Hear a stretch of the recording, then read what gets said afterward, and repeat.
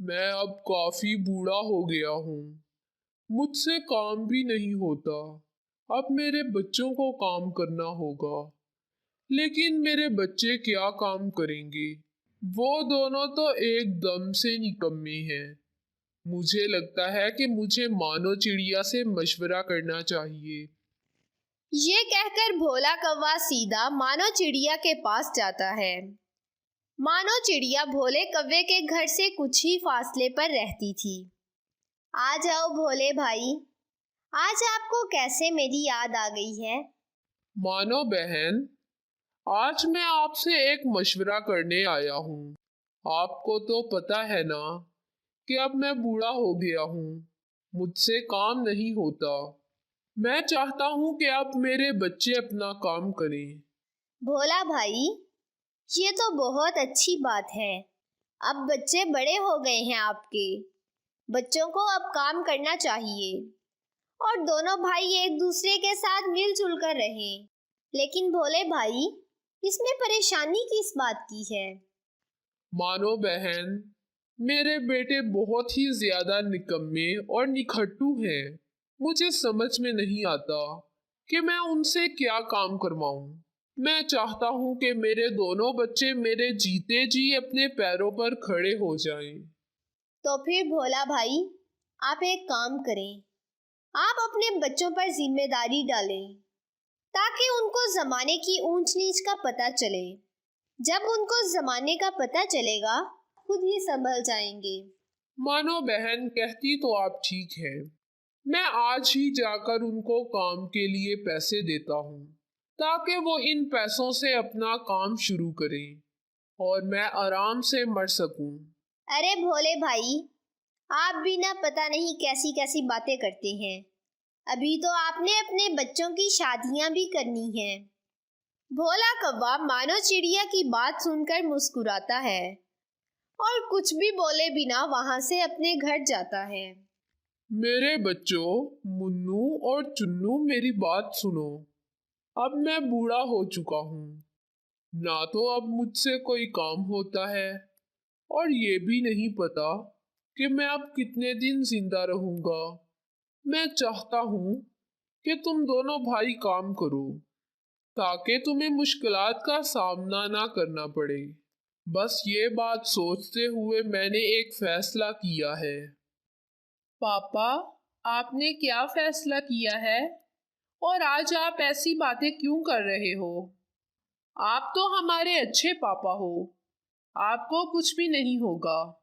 बेटा, मैंने अपनी जिंदगी में जो भी कमाया है वो सब मैं अब तुम दोनों भाइयों को देना चाहता हूँ। तुम दोनों भाई इस पैसों से काम कारोबार करो और अपने पैरों पर खड़े हो जाओ और फिर मैं सुकून से मर सकूं। पापा, आप ऐसी बातें ना करें। आपका साया हमेशा हमारे सर पर कायम रहे। आपके होते हुए हमें क्या जरूरत है काम करने की? बेटा, अब मुझसे काम नहीं होता। मैं चाहता हूँ कि तुम दोनों भाई खूब मेहनत से काम करो और मेरे बाद तुम्हें किसी भी किस्म की कोई तकलीफ ना हो। पापा, आप हमें क्या देंगे जिससे हम कारोबार कर सकें? और हम ऐसा क्या काम करें जो हमें फायदा दे? बेटा, मेरे पास कुछ रकम है जो मैंने सारी जिंदगी में जमा की है। वो रकम मैं तुम दोनों को दूंगा। तुम आधी आधी तकसीम कर लेना और अपना अपना कारोबार करना। भोले कौवे की बात सुनकर मुन्नू के दिल में लालच आ जाता है और वो मंसूबा बनाता है।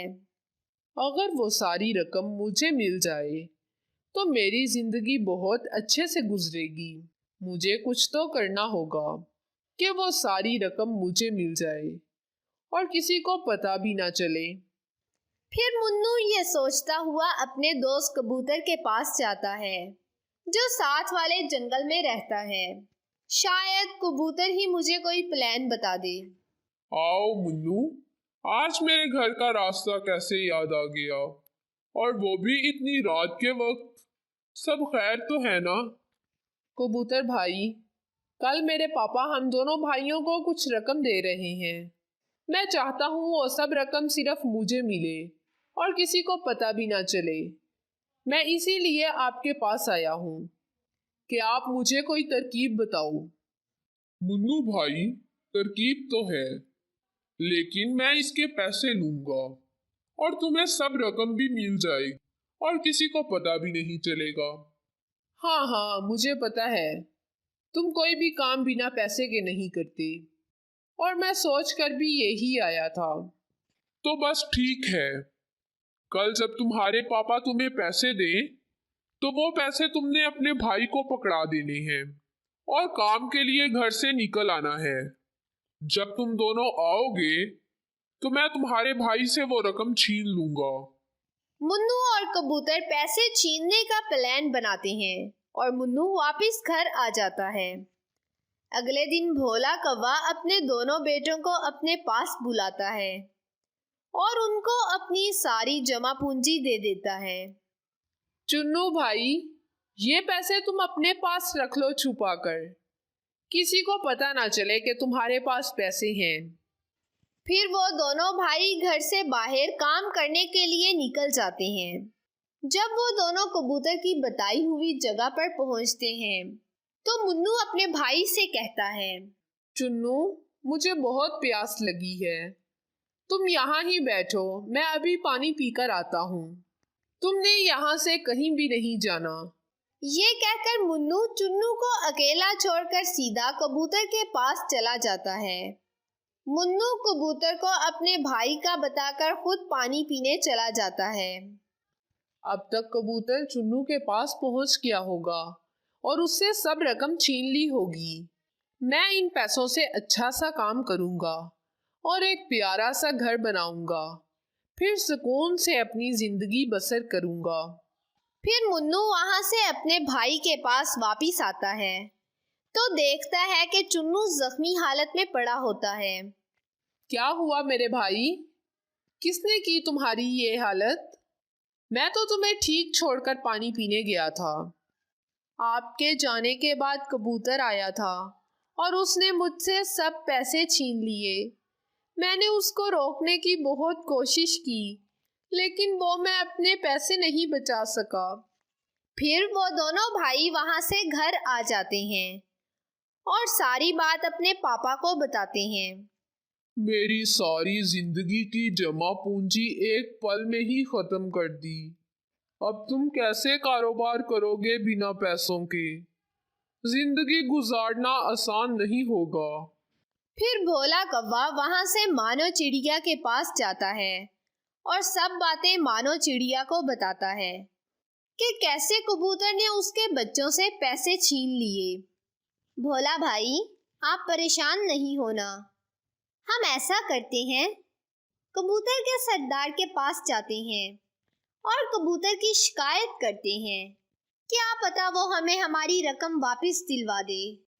फिर भोला कौवा और मानो चिड़िया कबूतर के सरदार जग्गा कबूतर के पास जाते हैं। ए जग्गा कबूतर, हम आपके पास बहुत उम्मीद से आए हैं। आप ही हो जो हमारी परेशानी दूर कर सकते हो। भोला कौवा और मानो चिड़िया मिलकर जग्गा कबूतर को सब बातें बता देते हैं। आप परेशान नहीं हो। अगर कबूतर ने ऐसी हरकत की है तो आपको आपकी सब रकम वापस मिल जाएगी। जग्गा कबूतर भोला कौवा और मानो चिड़िया को लेकर उस कबूतर के पास जाता है ताकि चुन्नू से छीनी हुई रकम वापस ली जा सके। क्या तुमने भोले कौवे के बेटे से पैसे छीने हैं और इसको मारा भी है? अगर तुमने ऐसी हरकत की है तो याद रखना, तुम्हें इस जंगल से हमेशा के लिए निकाल दिया जाएगा। मेरी क्या मुजाल, मैं किसी के साथ ऐसा करूं? जग्गा सरदार, मैं बस थोड़ा लालच में आ गया था, लेकिन मेरे इस काम करने की वजह भोले कौवे का बड़ा बेटा मुन्नू है। उसने मुझे पैसों का लालच दिया था तो मैंने ये काम किया। अभी कबूतर जग्गा सरदार को बता ही रहा होता है कि वहां मुन्नू भी आ जाता है। वो अपने पापा और मानो चिड़िया को देखकर समझ जाता है कि कबूतर ने सब बता दिया है।